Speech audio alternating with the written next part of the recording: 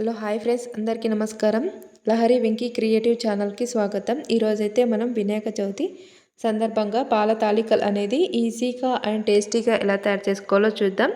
ఈ పాల తాలికలు అనేవి గణనాథునికి చాలా ఇష్టం కాబట్టి పండగ రోజు అయితే ప్రసాదంగా ఇది తప్పకుండా వండాల్సిన ప్రసాదం. మరి ఆలస్యం ఎందుకు, ఈ ప్రసాదం అనేది ఎలా తయారు చేసుకోవాలో చూద్దాం.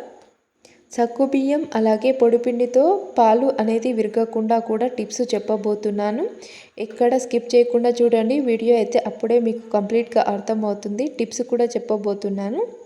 మంచి కమ్మనైన టేస్టీతో అలాగే చూడడానికి కూడా చాలా మంచిగా ఎమ్మీగా చాలా బాగుంటుంది ఈ ప్రసాదం. ఒకసారి అయితే మీరు కూడా ట్రై చేయండి. ముందుగా అయితే ఒక హాఫ్ కప్పు వరకు అయితే సగ్గు బియ్యాన్ని తీసేసుకొని ఇలా ఒకసారి అయితే నీటితో అయితే మంచిగా కడుక్కోవాలి.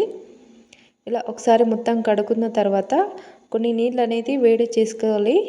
సగ్గుబియ్యం అనేది వేడి నీళ్ళలో ఇలా కొద్దిసేపు ఉంచడం వల్ల మనకు మంచిగా తొందరగా అనేది రెసిపీ అనేది తొందరగా అవుతుంది. ఇప్పుడైతే మనం పాల తాలికలు ఎలా తయారు చేసుకోవాలో చూద్దాం. ముందుగా ఒక 1 కప్ వరకు అయితే వాటర్ అనేది తీసేసుకోవాలి. ఇప్పుడు స్టవ్ ఆన్ చేసేసుకుని ఒక పాత్ర పెట్టేసుకొని ఒక 1 కప్ వరకు వాటర్ యాడ్ చేసేసుకోవాలి. అలాగే ఒక 1 టేబుల్ స్పూన్ వరకు బెల్లాన్ని కూడా వేసేసుకొని బెల్లం మొత్తం ఇలా ఈ విధంగా మంచిగా కరిగే వరకు బాగా కలుపుకోవాలి. తర్వాత ఒక 1 కప్పు వరకు అయితే బియ్యం పిండి పొడిపిండి అయితే తీసుకున్నాను. మనకు షాప్లో ఉన్న పొడిపిండి అయినా యూజ్ చేసుకోవచ్చు. ఇలా 1 కప్పు వరకు వాటర్కి ఇలా 1 కప్పు వరకు అయితే పొడిపిండిని అయితే బియ్యం పిండిని అయితే వేసేసుకోవాలి. ఇప్పుడు ఒక ప్లేట్లోకి అయితే వేసేసుకుంటున్నాను. ఒక 1 టేబుల్ స్పూన్ వరకు అయితే గోధుమ పిండిని అయితే తీసేసుకోవాలి. ఇక్కడ గోధుమ పిండి అయితే నేను యూజ్ చేస్తున్నాను. మైదా పిండిని కూడా వాడుకోవచ్చు. కొద్దిగా చేతిని అనేది తడి చేసుకుంటూ ఇలా ఈ విధంగా అయితే మంచిగా పిండిని అయితే కలుపుకోవాలి. ఇలా పిండిని కలుపుకున్న తర్వాత పక్కన పెట్టేసుకోవాలి ఒక 5 మినిట్స్ వరకు. తర్వాత ఇప్పుడు స్టవ్ ఆన్ చేసేసుకొని మరొక పాత్ర పెట్టేసుకొని ఒక 1 కప్ వరకు అయితే బెల్లాన్ని తీసేసుకోవాలి. అలాగే హాఫ్ కప్ వరకు అయితే వాటర్ అనేది తీసుకోవాలి. ఇలా బెల్లం అనేది మంచిగా బాగా కలుపుకుంటూ మంచిగా కలుపుకోవాలి. ఇలా బెల్లం అనేది మంచిగా కరిగిన తర్వాత ఇప్పుడు వీటిని కూడా కాస్త చల్లారాలి.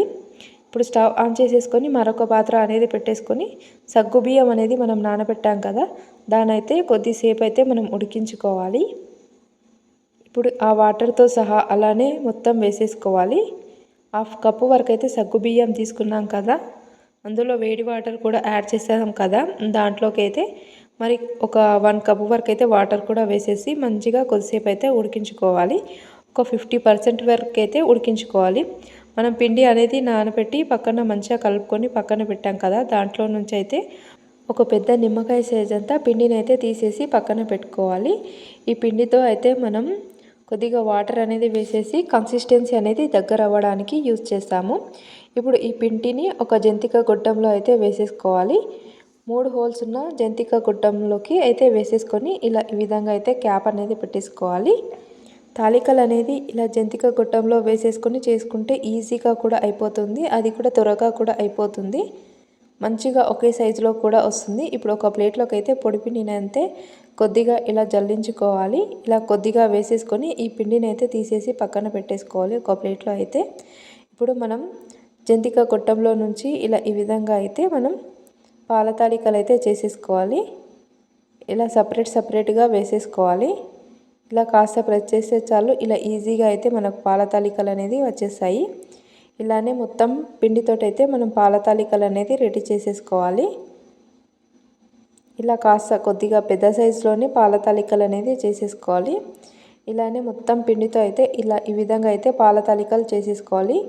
అంతలో అయితే మనకు సగ్గుబియ్యం అనేవి ఉడుకుతుంది. పాల తాలికలో రెడీ అయ్యేలోపు సగ్గుబియ్యం అనేది కాస్త 50% వరకు అయితే ఉడికింది. ఇప్పుడు దీంట్లోకి అయితే ఒక 2 కప్పుల వరకు అయితే పాలు అనేది తీసుకోవాలి. ఇప్పుడైతే పాలు అనేది యాడ్ చేసేస్తున్నాను. ఫుల్ ఫ్యాట్ మిల్క్ పాలైతే టేస్ట్ అనేది చాలా బాగుంటుంది. ఈ టిప్ అయితే ఒకసారి ట్రై చేయండి. ఇలా 2 కప్పుల వరకు అయితే పాలైతే తీసేసుకోవాలి. ఇవి అయితే వేడి చేసి చల్లార్చిన పాలే. మళ్ళీ ఒకసారి అయితే మళ్ళీ వేడి చేసేసుకుంటున్నాను. ఇలా కాస్త అనేది వేడవ్వాలి. వేడైన తర్వాత మనం ముందుగా రెడీ చేసుకున్న పాల తాలికలు ఉంటాయి కదా, వాటిని అయితే వేసేసుకోవాలి. ఇలా ఈ విధంగా అయితే మొత్తం అయితే పాల తాలికలు వేసేసుకోవాలి. ఇలా మనం పొడిపిండిలో అయితే కాస్త జల్లించుకొని ప్లేట్లో అయితే వేసుకున్నాం కదా, ఇందువల్ల మనకైతే పాల తాలికలు అనేది మంచిగా అతుక్కోకుండా ఈజీగా అనేది మంచిగా వచ్చేసాయి.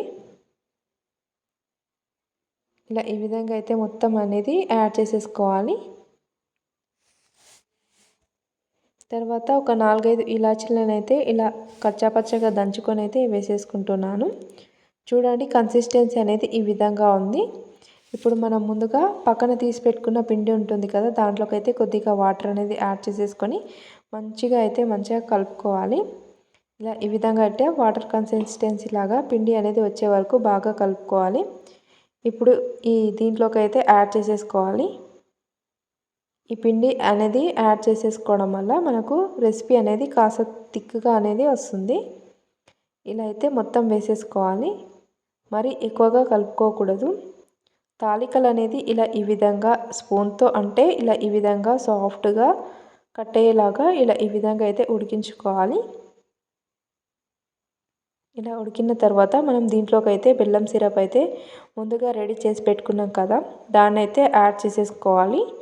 టిప్ వచ్చేసి ఇక్కడ పాలు అనేది విరగకుండా ఉండాలంటే మనం బెల్లం సిరప్ ముందుగానే రెడీ చేసేసుకొని చల్లారిన తర్వాత ఇలా పాయసంలో అయితే వేసేసుకుంటే మనకు పాల తాలికలు అనేది రెసిపీ అనేది మంచిగా వస్తుంది. ఇలా స్పూన్తో అనుకోకుండా ఇలా ఈ విధంగా అయితే ఒక్కసారి అయితే అనండి. మనకు పాల తాలికలు అనేవి కూడా విరగకుండా ఇలా మంచిగా అనేది రెసిపీ అనేది మంచిగా వస్తుంది. ఇలా బెల్లం సిరప్ కూడా మంచిగా కలుస్తుంది. ఇప్పుడైతే పాయసాన్ని అయితే పక్కన పెట్టేసుకోవాలి. ఇప్పుడు స్టవ్ ఆన్ చేసేసుకొని మరొక పాత్ర పెట్టేసుకొని 2 to 3 టేబుల్ స్పూన్ వరకు అయితే నెయ్యిని అయితే యాడ్ చేసేసుకోవాలి. నెయ్యి అనేది కాస్త ఇలా వేడైన తర్వాత మనం డ్రై ఫ్రూట్స్ అయితే చిన్నగా కట్ చేసుకొని అయితే వేసేసుకోవాలి. నేనైతే కొబ్బరి కూడా యాడ్ చేస్తున్నాను. ఇలా కొద్దిగా కలర్ అనేది చేంజ్ అయ్యే వరకు అయితే మనం నెయ్యిలో అయితే ఇలా డ్రై ఫ్రూట్స్ని అయితే వేయించుకోవాలి. టేస్ట్ అనేది చాలా బాగుంటుంది. ఇలా మనం డ్రై ఫ్రూట్స్ అనేది వేయించుకున్నాం కదా, ఇప్పుడు అయితే ఈ పాయసంలోకి అయితే యాడ్ చేసేసుకోవాలి. ఇంతే ఫ్రెండ్స్, ఈజీగా అండ్ టేస్టీగా ఆ గణనాథునికి ఎంతో ఇష్టమైన పాల తాలికల రెసిపీ అనేది రెడీ అయింది. ఇదైతే పండగ రోజు తప్పకుండా చేయండి ఫ్రెండ్స్. ఈ సగ్గుబియ్య పాయసం అనేది ఆరోగ్యానికి కూడా చాలా మంచిది. ముఖ్యంగా పవిత్రమైన ప్రసాదంగా కూడా భావిస్తారు వ్రతాలలో అయితే. ఈ వినాయక చవితి రోజున అయితే ఈ ప్రసాదాన్ని తప్పకుండా చేసి పెట్టండి నైవేద్యంగా. ఆ గణనాథుడు మీ అందరికీ జ్ఞానం, ఐశ్వర్యం, సుఖం ప్రసాదించాలని మనసారా కోరుకుంటూ వినాయక చవితి పండగ శుభాకాంక్షలు. Thank you for watching this channel. Video నచ్చితే లైక్ చేయండి ఫ్రెండ్స్. అలాగే మా ఛానల్ని ఫస్ట్ టైం కనుక చూసినట్లయితే సబ్స్క్రైబ్ చేసుకోండి, మర్చిపోకండి. Thank you for watching the channel. Please subscribe.